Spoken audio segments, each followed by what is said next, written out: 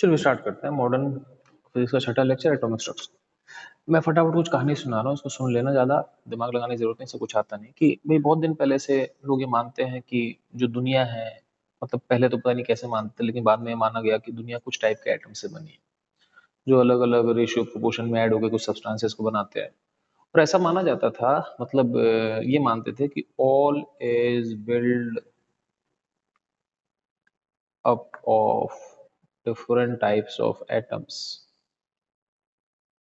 दुनिया में सब कुछ डिफरेंट टाइप्स ऑफ एटम से बनता है। And and atoms are indestructible, मतलब इनको डिस्ट्रक्ट नहीं कर सकते। एंड इनफॉर्मेबल, इनको बना भी नहीं सकते। जैसा है इनफॉर्मेबल, अब मुझे नहीं पता इनफॉर्मेबल का मतलब क्या, मतलब ना आप इसको बना सकते हो ना बिगाड़ सकते हो। और ऐसे मानते थे कि नथिंग कैन बी एडेड और सब्ट्रैक्टेड या रिमूव्ड फ्रॉम इट। इसमें ना कुछ जोड़ सकते हो ना कुछ घटा सकते हो, जो जैसा है वैसा है। मतलब एटम में ना कुछ आप डाल सकते हो ना कुछ निकाल सकते हो। लेकिन क्या हुआ कि but photo electric effect, thermionic emission,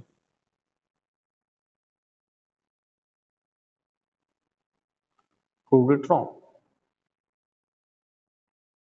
लेकिन फिर क्या हुआ कि थर्मो फोटो इलेक्ट्रिक इफेक्ट हुआ, थर्माइनिक एमिशन से ये चीज बात गलत साबित हुई। तुम बोलो गलत साबित हुई, मैं बता रहा हूँ। एक्चुअली थर्माइनिक एमिशन और फोटो इलेक्ट्रिक इफेक्ट आपको पता ही क्या होते हैं। फोटो इलेक्ट्रिक इफेक्ट वो होता है जब किसी चीज पे आप लाइट डालते हो तो उससे इलेक्ट्रॉन निकल आते हैं। थर्माइनिक एमिशन भी ऐसा, थर्म का मतलब बेसिकली हीट रिलेटेड। जब किसी चीज को आप हीट देते हो तो उसमें से इलेक्ट्रॉन निकल आते हैं। अब बात है कि ये कोई एक शीट है, इससे अगर इलेक्ट्रॉन निकल आ रहा है तो बेसिकली ये पूरी शीट बनी किसकी है? एटम्स की। तो इलेक्ट्रॉन्स किससे निकल रहे हैं? एटम से, क्योंकि दुनिया में और कुछ है ही नहीं। तो इसका मतलब एटम से इलेक्ट्रॉन नामक चीज निकल सकती है। अब बताओ, अगर एटम से इलेक्ट्रॉन निकल सकता है तो इसका मतलब कि ये चीज की एटम से कुछ निकल नहीं सकता, जा नहीं सकता, मतलब ना कुछ जोड़ सकते हो ना कुछ घटा सकते हो, गलत हो गया। तो इसका मतलब क्या हुआ कि एटम से इलेक्ट्रॉन निकल सकता है ना। इलेक्ट्रॉन पे नेगेटिव चार्ज था। तो अब क्या हुआ, आगे बात बढ़ी। तो आगे एक मॉडल आया, उसमें ऐसा बोला गया, शायद थॉमसन ने दिया था, जे जे थॉमसन ने, कि एटम जो है is like watermelon and electrons are like बीज या सीड्स इन इट। ठीक है। तो उसने बोला कि इलेक्ट्रॉन्स जो होते हैं इसमें बीज की तरह होते हैं। अब आपने हीट दी, लाइट दी, कुछ भी दिया तो इलेक्ट्रॉन्स निकल आते हैं। अब ये भी थ्योरी ज्यादा दिन तक नहीं रही। पूछो क्यों? क्योंकि ये थ्योरी रदरफोर्ड ने गलत साबित कर दी। अब रदरफोर्ड ने क्या किया, वही मैं आपको बताता हूँ। तो रदरफोर्ड का एक एक्सपेरिमेंट था, वो ऐसा था, page number 2, Rutherford experiment. Rutherford ने गोल्ड की फॉइल ली। अब गोल्ड की फॉइल इसलिए ली क्योंकि गोल्ड की फॉइल, गोल्ड बहुत मेलेबल सब्सटेंस होता है, वो बहुत पतला हो सकता है, बहुत ज्यादा पतला। तो उसने बेसिकली क्या की कि गोल्ड की फॉइल ली, बिल्कुल पतली सी, है ना। और उस पर अल्फा पार्टिकल बम्बार्ड कर दिया। अल्फा पार्टिकल क्या होता है आपको पता होता है, हीलियम का न्यूक्लियस होता है। हीलियम से 2 इलेक्ट्रॉन निकाल दो। बहुत पतली शीट ली उसने। ठीक है। इस शीट की जो चौड़ाई थी लगभग, शायद मेरे ख्याल से थिकनेस इसकी 0.4 माइक्रोमीटर थी। ठीक है, बहुत पतली थिकनेस। इतनी पतली थिकनेस गोल्ड ही ले सकता है, क्योंकि गोल्ड को बहुत पतला कर सकता है। अब उसने क्या देखा कि इसमें मैक्सिमम अल्फा पार्टिकल सीधे चले गए। ठीक है। कुछ एक छोटे एंगल से डिवेट हुए, है ना, और बहुत ही कम बड़े एंगल से डिवेट हुए या रिबाउंड हुए।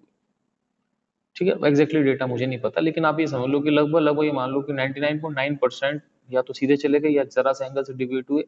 और ये मान लो लगभग 0.1% थे जो बड़े एंगल से डिविएट हुए या वापस चले गए। ठीक है। अब इतने सारे अगर इलेक्ट्रॉन, इतने सारे अल्फा पार्टिकल सीधे चले गए, इसका मतलब एटम मोस्टली खाली है। तो उसने कंक्लूडेड क्या किया, ही कंक्लूडेड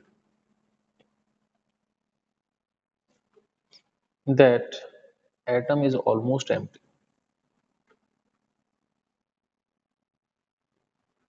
उसने कंक्लूड किया कि एटम जो है ऑलमोस्ट एम्प्टी है। ठीक है। सही है। अब एम्प्टी है, ठीक है, तो उसने बोला कि उसमें ऐसा होता है कि उसके सेंटर पे सारा पॉजिटिव चार्ज होता है ना, और आसपास इलेक्ट्रॉन घूमते रहते हैं। ठीक है। तो उसने बोला कि सेंटर कॉल्ड न्यूक्लियस, सेंटर को न्यूक्लियस बोलते हैं, कंटेन्स ऑलमोस्ट ऑल मास, क्योंकि आप समझना ये सारा मास सेंटर पे होगा, क्योंकि न्यूट्रॉन प्रोटॉन भारी होते हैं, इलेक्ट्रॉन का मास तो ना के बराबर होता है। तो contains almost all mass and all positive charge, सारा मास और पॉजिटिव चार्ज नहीं होता है। एंड इलेक्ट्रॉन्स घूमो अराउंड इट, और इसके आसपास इलेक्ट्रॉन घूमते हैं।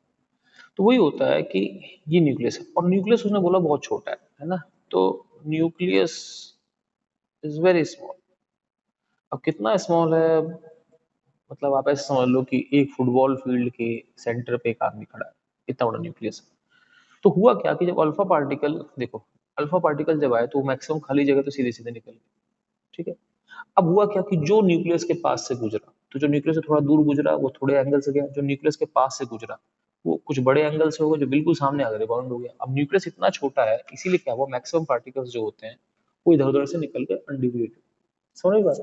तो बेसिकली मैं ये कहना चाह रहा हूँ कि उसने ये कहा, तो बेसिकली उसने यही कहा कि न्यूक्लियस बहुत छोटा सा है और बाकी आसपास खाली जगह है, इसीलिए मैक्सिमम चीजें सीधे निकल गई जो न्यूक्लियस के आसपास है। न्यूक्लियस बहुत छोटा है, मतलब ये इतना दिखा रहा हूँ इतना तो बहुत बड़ा है। अगर ये एटम है तो समझ लो एक पिन से भी छोटा न्यूक्लियस है। जो इसके आसपास से गुजरा वो छोटे एंगल से गुजरा, जो ज्यादा पास से गुजरा वो रिबाउंड कर गया, ठीक है।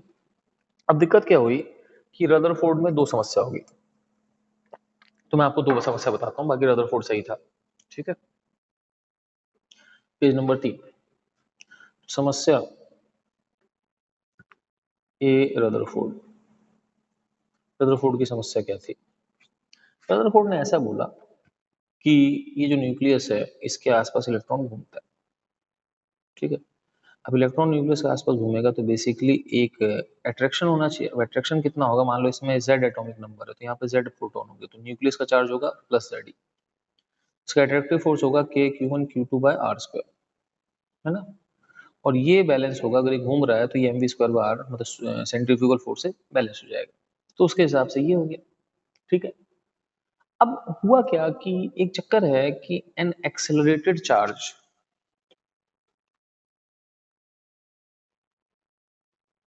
emits EM waves, ऐसा फंडा होता है। किसी चार्ज को एक्सेलरेट कर दोगे तो इलेक्ट्रोमैग्नेटिक वेव छोड़ता है। और समस्या ये होगी कि ये चार्ज गोल घूम रहा है तो इलेक्ट्रो तो एक्सेलरेटेड है, गोल घूमना मतलब वेलोसिटी बदल गई। तो अगर ये एक्सेलरेटेड है तो ये इलेक्ट्रोमैग्नेटिक वेव छोड़ेगा। अब इलेक्ट्रोमैग्नेटिक वेव छोड़ेगा तो भाई इसकी एनर्जी कम होगी, एनर्जी कम होगा तो ये जो mv²/r वाली चीज है भाई ये कम होगी। तो बेसिकली सेंट्रीफ्यूगल फोर्स जो जो ये इलेक्ट्रोस्टैटिक फोर्स से ज्यादा पड़ जाएगा और सेंट्रीफ्यूगल कम, तो ये धीमे धीमे क्या होगा, ये कोलैप्स हो जाएगा। सो electron must collapse collapse into the nucleus. इसका मतलब ये न्यूक्लियस के अंदर कोलैप्स हो जाना चाहिए। तो अल्टीमेटली होना ऐसा चाहिए कि ये इलेक्ट्रॉन गया, अभी ऐसे चल रहा था, धीमे धीमे क्या होगा, धीमे धीमे धीमे धीमे धीमे धीमे धीमे धीमे कोलैप्स हो जाएगा। अब ये समझा नहीं पाया ऐसा क्यों है। दूसरी बात क्या होता है कि एक और लफड़ा है कि भाई एक एटम की पोटेंशियल एनर्जी होगी, काइनेटिक एनर्जी होगी। तो एटम की जो टोटल एनर्जी होगी वो होगी काइनेटिक प्लस पोटेंशियल। अब पोटेंशियल कितनी होगी बच्चों, के Q1 Q2/r, ठीक है। भाई आप ये समझना कि भाई एक चार्ज है न्यूक्लियस का जेड प्रोटॉन का, एक इसका Q1 जेड ही है, Q2 माइनस ही है भैया, ठीक है। अब ये समझना कि इस इक्वेशन को देखो, इसमें एक आर काट दो तो k(z)² आ गया, और एक आर काट दो तो ये जो पोटेंशियल एनर्जी k(z)² ये बेसिकली mv² है। तो टोटल एनर्जी होगी हाफ mv² माइनस mv², मतलब total energy minus mv² minus half mv² होगी, ठीक है। सही। अब समझना मेरी बात, इस इक्वेशन के हिसाब से अलग अलग आर पे अलग अलग वी आएगा, तो बॉडी की वेलोसिटी भी कुछ भी हो सकती है। अगर बॉडी की स्पीड कुछ भी हो सकती है, टोटल एनर्जी भी कुछ भी हो सकती है, ठीक है। लेकिन ऐसा पाया गया कि एक इलेक्ट्रॉन की एनर्जी कुछ भी नहीं हो सकती। ऐसा एक्सपेरिमेंटली देखा गया कि एक इलेक्ट्रॉन की कुछ फिक्स्ड एनर्जी ही हो सकती है।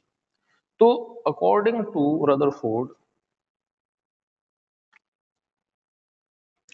all radius and v are possible, सारे रेडियस और स्पीड पॉसिबल है। So electron can have any energy, electron की कुछ भी एनर्जी हो सकती है ना। विच वॉज रॉन्ग, मैं नेक्स्ट पेज पे चलता हूँ। Which were wrong experimentally as it was found that electrons can have some fixed energies। ऐसा देखा गया कि उसकी एनर्जी कुछ और हो सकती, कुछ खासी हो सकती, इसके हिसाब से कुछ भी हो सकती। तो बेसिकली ये दो पॉइंट्स जो थे वो रदरफोर्ड समझा नहीं पाया। पहली बात कि इलेक्ट्रॉन कोलैप्स क्यों नहीं करता, और दूसरी बात कि उसकी एनर्जी कुछ खासी क्यों होती है, हर एनर्जी क्यों नहीं होती, क्योंकि उसके हिसाब से कुछ भी एनर्जी हो सकती है, कुछ भी रेडियस, कुछ भी स्पीड, कुछ भी एनर्जी। तो इलेक्ट्रॉन के इस बिहेवियर को रदरफोर्ड समझा नहीं पाया। तो अब इसको समझाना है किसने, बोर्स मॉडल। ठीक है, तो बोर्स मॉडल हमारे काम की चीज है। तो इस पूरे चैप्टर में हमको बोर्स मॉडल पढ़ना है। ठीक है, तो बेसिकली एक साइंटिस्ट थे नील बोर, उन्होंने एक मॉडल, तो मैं आपको समझाता हूँ कि क्या है। अब देखो, इस बात को आप ज्यादा दिमाग नहीं लगाओगे, ठीक है, सही है। तो बोर ने बेसिकली क्या कहा, बोर ने ऐसा कहा कि एक इलेक्ट्रॉन, देखो बिल्कुल इसके डिटेल में नहीं जाओगे, उसने बोला कि एक इलेक्ट्रॉन जब शेल में चलता है तो बेसिकली क्या करता है, वो एक स्टैंडिंग वेव फॉर्म करता है। मतलब इलेक्ट्रॉन बेसिकली एक स्टैंडिंग वेव बन जाता है। एक्चुअली हर पार्टिकल, वेव और पार्टिकल दोनों नेचर होते हैं। तो उसने बोला कि स्टैंडिंग वेव बनने के लिए, बिल्कुल दिमाग में लगाओ, नहीं समझ में आ रहा चुपचाप रट लो। तो उसने बोला कि स्टैंडिंग वेव बनाने के लिए बेसिकली उसका जो सरकमफ्रेंस होगा, है ना, वो सरकमफ्रेंस जो होगा वो लैम्डा का इंटीग्रल मल्टीपल होगा। जैसे मान लो उसका सरकमफ्रेंस में एक, दो, तीन वेवलेंथ भी हो सकते हैं, ऐसे ही उसके सरकमफ्रेंस में ऐसा भी हो सकता है कि चार लैम्डा हो, से एक, दो, तीन, चार लैम्डा। समझ में बात।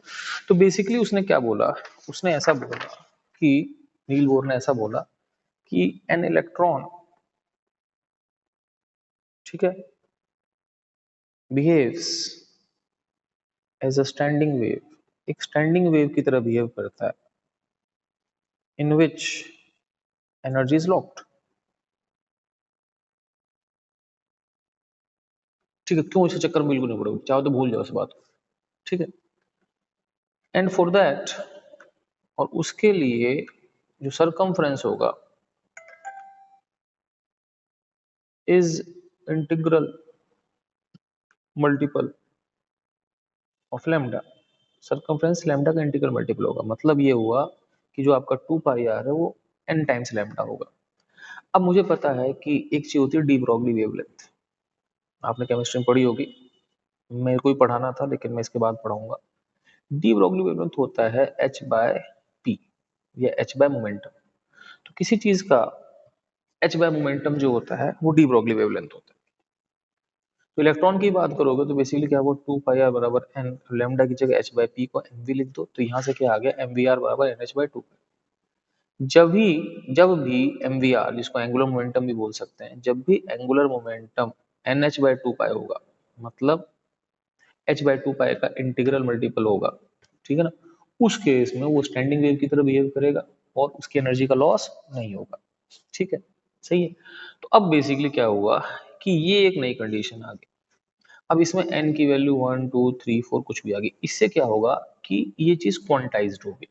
तो आप कुछ भी एमवीआर नहीं रख सकते, आप कुछ फिक्स एमवीआर में ही डील करोगे, जो n बराबर 1 2 3 4 में आएगा। इसीलिए उसकी एनर्जी क्वांटाइज हो जाती है। ठीक है ना, उसका सब कुछ क्वांटाइज हो जाता है। तो अब मेरे पास दो इक्वेशन होगी कि ये, और दूसरा एक सेंट्रीफ्यूगल फोर्स वाला कि एम वी स्क्वायर बाय जो सेंट्रीफ्यूगल फोर्स है वो K Z E square by R square के बराबर होगा। ठीक है, तो यहाँ से एक आर काट देते हैं, क्या हो गया, एम वी आर बराबर के जेड ई स्क्वायर। ठीक है, तो मेरे पास बेसिकली दो इक्वेशन आ गई। ठीक है ना, नहीं, एम वी स्क्वायर आर, एक आर कट गया, एम वी स्क्वायर और के जेड स्क्वायर। ठीक है, तो अब हम इन इक्वेशन से एक आध चीजें पढ़ते हैं और फिर हम चलते हैं आगे। तो आगे नेक्स्ट लेक्चर में चलते हैं। तो कुल मिला के बेसिकली दो equation, M we R M V square, चल पढ़ ही लेते हैं ना। तो नंबर 6, तो अब देखो दो छोटी सी बताऊंगा फिर अगले लेक्चर में चलते हैं। 6, तो हमने पढ़ा था कि M we r n h by two pi होता है, और एम वी स्क्वायर आर जो होता है वो के जेड ई स्क्वायर होता है। ये दो इक्वेशन। अब करना क्या है बच्चों, पहले हमको ये करना है कि इन दोनों इक्वेशन को डिवाइड कर देना है, दो को एक से। दो एक से डिवाइड करोगे तो एम वी स्क्वायर बार M V square R M we R, केवल वी बचेगा, बराबर कितना हो जाएगा, के जेड ई स्क्वायर 2 पाई/एन एच। सकते हैं के को 1/4 पाई एप्सिलॉन नॉट भी लिख सकते हो, तो 1/4 पाई एप्सिलॉन नॉट लिखोगे तो आपका कैसे आ जाएगा, Z E square bye 1/4 pi epsilon not है, तो 2 एप्सिलॉन नॉट एन एच। ठीक है बच्चों, तो ये आपके पास आ गया v की वैल्यू जेड ई स्क्वायर, है ना, Z square by 2 epsilon not an H. तो बेसिकली ये, अब आपको ध्यान रखना इसमें मास नहीं आता, क्यों नहीं आता बात की बात है, इलेक्ट्रॉन का मास इसमें नहीं आता, कट जाता है क्योंकि यहाँ और यहाँ दोनों में कट जाता है, बाद पे हम देखेंगे। ठीक है, और इसमें देखो ई 2 एप्सिलॉन नॉट सब कांस्टेंट है, तो बेसिकली ये जेड बाय एन के प्रोपोर्शनल है, और इन सब की वैल्यू आ जाती है 2.18 इंटू 10⁶। कैलकुलेट कर सकते हो आप, 2.18 into 10⁶ into Z by N meter पर सेकंड, ये आपको ध्यान रखना। तो आप z रख लो एटॉमिक नंबर और n रख लो, ठीक है, काम आ जाएगा। ठीक है, और एक हम डेरिवेशन और कर लेते हैं, वो है बेसिकली एक बार क्या करो, 1 के स्क्वायर को 2 से डिवाइड कर दो, तो 1 का स्क्वायर क्या आएगा, M square V square R square, 2 आ जाएगा एम वी स्क्वायर आर, तो M square V square R square, तो वी स्क्वायर कट जाएगा, M square R square M और आर, तो बेसिकली क्या बचेगा आपके पास, एम आर। ठीक है, अब इसका स्क्वायर किया तो यहाँ पे इसका स्क्वायर हो जाएगा N square H square by 4 pi square, sorry इसका स्क्वायर होगा N square H square 4 pi square, और डिवाइड बाय ये पूरा कितना है, के जेड स्क्वायर। ठीक है बच्चों, अब यहाँ से आपके पास रेडियस कितना आ गया, रेडियस आ गया एन स्क्वायर एच स्क्वायर, ठीक है, divide by 4 pi square K M Z E square, 4 pi square by K Z M E square, और के को 1/4 पाई एप्सिलॉन नॉट लिखोगे तो 1/4 पाई गया, एप्सिलॉन नॉट आगे ऊपर आ जाएगा, N square H square epsilon naught, ये 1/4 पाई है तो 4 पाई, 4 से 4 कट गया तो पाई एम जेड ई स्क्वायर। ठीक है, तो रेडियस ध्यान रखना 1/m पे डिपेंड कर रहा है, ठीक है ना, रेडियस 1/m पे डिपेंड कर रहा है, और आपके पास आगे चलते हैं। ठीक है, और यहाँ पे एन स्क्वायर बाय जेड आ रहा है, ठीक है ना, तो ये बेसिकली बाकी सब चीजें कांस्टेंट है, ये होता है 0.529, ठीक है, N square by Z angstrom. अब आप सोचो, है ना, अगर हाइड्रोजन का एन बराबर हो तो ग्राउंड स्टेट में देखो तो आर कितना आएगा, 0.529 एंगस्ट्रॉम, क्योंकि एन भी 1 है जेड भी 1 है। ठीक है, इसको बोलते हैं बोर्स रेडियस। तो 0.500 इंटू जो होता है वो हाइड्रोजन का पहला शेल जो होता है उसका रेडियस होता है, इसको अपन बोर्स रेडियस बोलते हैं। ठीक है, तो इस लेक्चर में इतना ही। ठीक है, अगले लेक्चर में फिर मिलते हैं। ओके बच्चों, bye, take care, have a good day.